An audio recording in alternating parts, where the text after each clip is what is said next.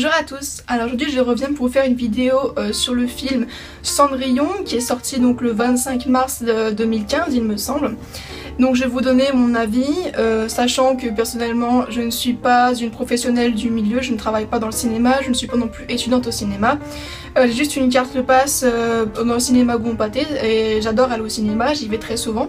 Et donc je vais vous parler un petit peu du film Cendrillon. Alors il a été réalisé par Kenneth Branagh, donc, qui est un réalisateur qui est quand même assez populaire, assez connu, qui a réalisé notamment il y a une vingtaine d'années Frankenstein avec Robert De Niro, qui a aussi réalisé le film Thor et aussi The Real Initiative plus récemment.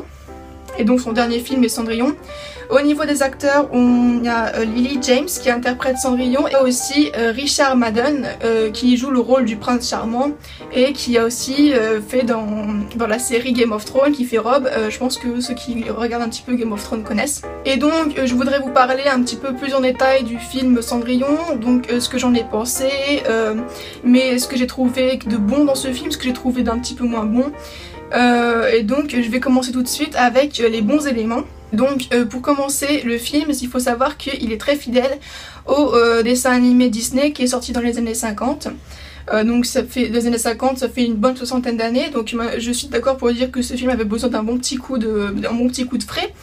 Mais vu qu'il est très fidèle, je trouve qu'on reste un petit peu dans cette idée un petit peu poussiéreuse de ce conte. Il faut savoir que moi déjà le conte de Cendrillon, c'est un conte que je n'apprécie pas parce que je trouve que le personnage principal, donc Cendrillon, est un personnage complètement insipide, complètement vide, avec aucune personnalité. Moi Cendrillon c'est vraiment pas un conte que j'apprécie aussi bien au niveau du Disney que au niveau du conte original. Si vous avez aimé le Disney, sachez qu'il est très fidèle au Disney, donc je pense que ça pourrait vous plaire. Au niveau des points positifs aussi, il y a le décor, les costumes et l'ambiance, enfin l'esthétique en général. Les costumes sont vraiment très beaux, j'ai trouvé qu'ils étaient bien aboutis, bien travaillés. Bon, avec un petit peu trop de papillons, j'ai trouvé personnellement, mais bon, ça limite, c'est pas très grave. L'esthétique est assez kitsch, j'ai trouvé, assez coloré, assez baroque limite, mais j'ai trouvé que ça sied parfaitement à l'univers du conte de fées, parce qu'il faut savoir quand même que les contes de fées c'est un petit peu cucu, un petit peu niais.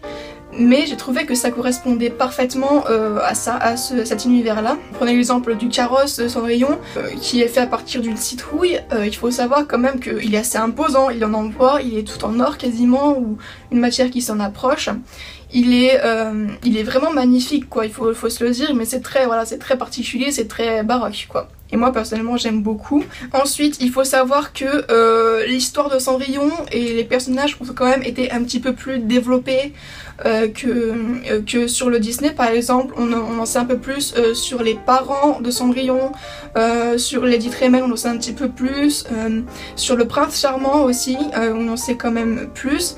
Sachant que développer le personnage du prince charmant c'est pas vraiment quelque chose qui est assez compliqué à faire étant donné qu'il est complètement vide et insipide dans le Disney, qu'on ne le connaît même pas finalement. La figure de l'homme qui ne sert à rien, c'est juste le prince pour apporter son château et son côté féerique, mais c'est pas vraiment un personnage qui est intéressant. Pour revenir à l'enfance de Cendrillon, c'est quelque chose qui est vraiment intéressant parce on sait un peu plus pourquoi Cendrillon est si niaise et si débile en fait, et parce que sa mère lui a fait faire la promesse d'être quelqu'un de bienveillant, quelqu'un de gentil, au point de se laisser marcher dessus limite, mais voilà, c'est un petit peu de la faute de la mère ou grâce à la mère, ça dépend du point de vue qu'elle est comme ça. Donc en plus Cendrillon a commencé avec un vrai prénom, donc elle s'appelle Ella. Je pense que tout le monde le sait que Cendrillon en fait ce n'est pas son vrai prénom, c'est un surnom que lui ont donné ses demi-sœurs parce qu'en fait Cendrillon dort dans la cendre et donc elle se réveille le matin recouverte de cendres. Donc c'est un surnom qui est plutôt péjoratif, qui est plutôt dégradant, plutôt humiliant. J'ai trouvé ça intéressant que dans le film ils lui mettent un vrai prénom Ella parce que ça lui donne un peu plus de personnalité. Elle se fait moins dévorer par ses sœurs avec un vrai prénom qu'avec uniquement le surnom que l'on connaît dans le Disney qui est Cendrillon. Pour moi c'est un point positif, mais pour d'autres ce sera moins, c'est le fait qu'il n'y ait pas de chansons parce que j'ai trouvé que les chansons dans le Disney étaient toutes, mais vraiment toutes, extrêmement chiantes, c'était lent. Bon, je vais pas dire que ça n'apportait rien à l'intrigue, bien sûr que si. mais c'est quand même des chansons qui, je trouve personnellement, sont vraiment ennuyeuses et font limite perdre du temps dans le film. Après, c'est vrai qu'on reconnaît quelques éléments, comme par exemple la chanson un petit peu chante, Rossignol chante, qui apparaît à certains endroits. C'est une allusion au Disney qui est assez bien placée et qui est jolie, ça fait un petit peu nostalgie, je trouvais que c'était bien. Les acteurs sont beaux, les acteurs sont bons, je trouve que Lily James est très bien et très belle, je trouve qu'elle a vraiment la tête pour faire Cendrillon, enfin j'ai trouvé qu'elle était vraiment très bien. Le prince joué par Richard Madden est très bien aussi. Voilà, le prince est vide aussi, hein, il est un peu plus développé mais il reste toujours aussi vide, toujours aussi dénué d'intérêt à mes yeux, mais voilà, il apporte quand même la touche de féerie, la touche de rêve au Disney, parce que voilà, il est beau, il est grand, il est romantique, etc. Mais je voudrais quand même apporter un point d'honneur au personnage joué par Cate Blanchett, donc Lady Tremaine. Je trouve que Cate Blanchett est vraiment géniale dans ce rôle, je trouve qu'elle a vraiment le physique, elle a la belle silhouette qui va avec, elle est très mince, très élancée, c'est vraiment une belle-mère qui est absolument magnifique je trouve, elle est vraiment machiavélique et fourbe. J'ai trouvé qu'elle était vraiment très bien dans ce rôle, qu'elle en faisait des tonnes mais que ça correspondait tout à fait à Helena Bonham Carter. Et je pense que vous savez que dans le Disney, la marraine, la bonne fée est une marraine qui est un petit peu réconfortante, la grand-mère bienveillante, vraiment une image comme ça, un petit peu maternelle.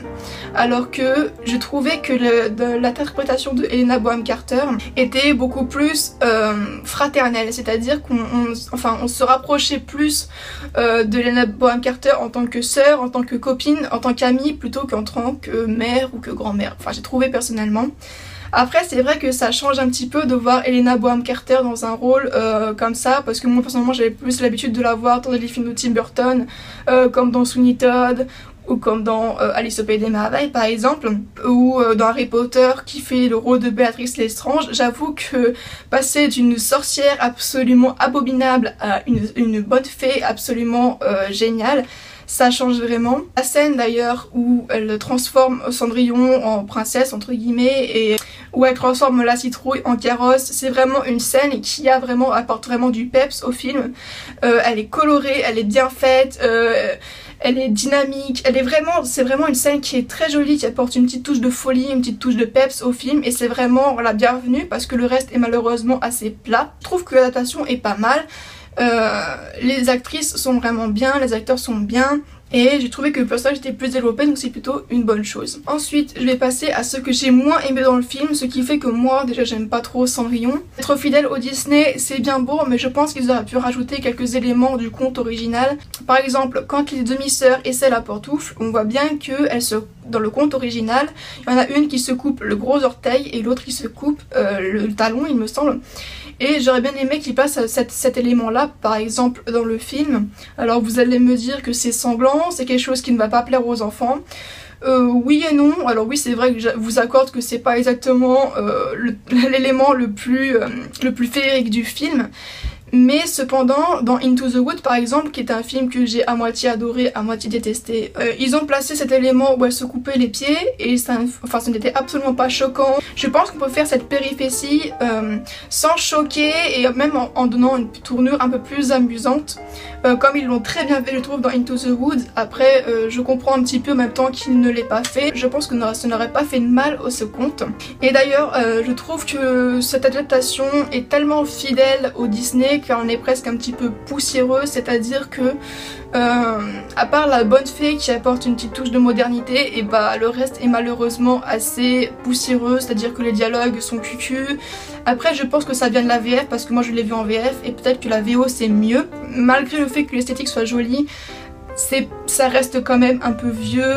Je voudrais revenir sur la personnalité de Cendrillon. Alors moi je trouve que c'est une personnalité qui est vide, qui est totalement insipide et qui est complètement niaise. Je sais que à l'époque, je ne sais pas exactement dans quelle période ça se passe, mais le concept de bâtard était très présent, je veux bien le reconnaître. C'est-à-dire que après la mort de son père, vu que Lady Tremaine l'a épousé avant, et ben tous ses biens lui reviennent, Cendrillon n'a rien à dire. Et personnellement, moi si j'avais été à la place de Cendrillon, ok, je me serais peut-être pliée à leurs exigences, mais j'aurais fait quand même un petit peu des petits coups de pute. Par exemple, j'aurais mis du sel dans leur thé, j'aurais mis de la cendre dans leur repas, j'aurais fait, je sais pas, j'aurais rasé le chat, quelque chose comme ça. Je trouve que la promesse qu'elle a faite à sa mère la rend complètement mais débile, Cendrillon. Je veux bien qu'on se laisse un petit peu faire, mais là c'est carrément de la débilité. Je trouve que elle est complètement vide et...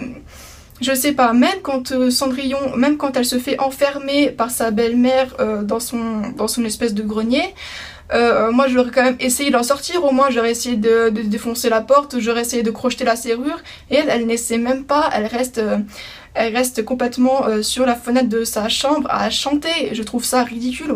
Elle part défaitiste, et si jamais il n'y avait pas eu des personnages tels que la bonne fée ou tels que les souris pour l'aider à avancer, elle serait restée dans son grenier et puis elle y aurait passé toute sa vie quoi. Donc je vous ai dit qu'au début elle s'appelle Ella. Donc en fait Cendrillon c'est un surnom que ses demi-sœurs lui ont donné, qui est un surnom plutôt dégradant, plutôt humiliant. Et qu'elle accepte, je sais pas comment dire, pour appuyer ce que je dis.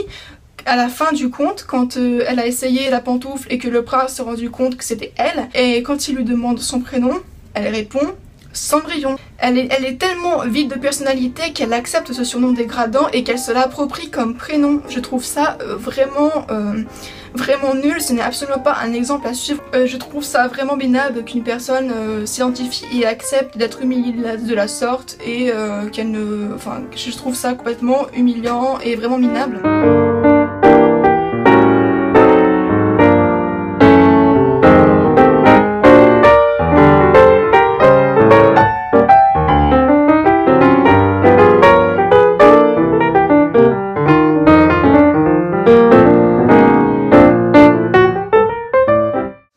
Donc pour conclure un petit peu sur cette vidéo, je vous dirais que si vous appréciez beaucoup le conte d'origine, le Disney, ce film vous plaira très certainement, mais par contre, si vous êtes comme moi que vous aimez pas tellement le conte de Disney, abstenez-vous parce que ce ne sera pas vraiment une grande perte, croyez-moi. Donc sur ce, cette vidéo est terminée, j'espère que ça vous a plu. Je serais ravie de faire d'autres vidéos sur d'autres films, donc j'espère que ça vous plaira. Je vous fais de très gros bisous et puis je vous dis à bientôt pour une prochaine vidéo. Ciao!